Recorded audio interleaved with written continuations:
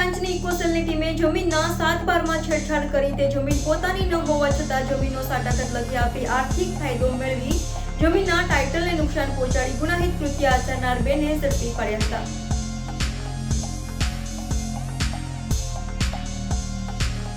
હાલના ઝડપી યુગમાં સુરત શહેરનો વિકાસ મોટા પાયે થઈ રહ્યો છે. સુરત શહેર મોટા વેપાર ધંધા સાથે સંકળાયેલું છે, જેમાં હીરા અને ટેક્સટાઇલ ઉદ્યોગનું સુરત શહેર મોટું હબ છે.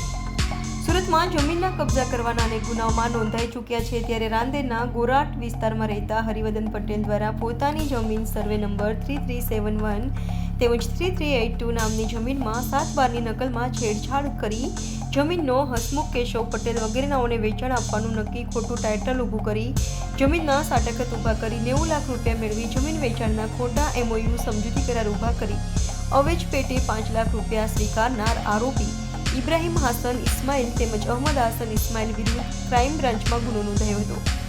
જે ફરિયાદના આધારે સુરત ક્રાઇમ બ્રાન્ચની ઇકોસેલની ટીમે બંને આરોપીઓ ઇબ્રાહિમ અને અહમદની ધરપકડ કરી વધુ તપાસ હાથ ધરી છે.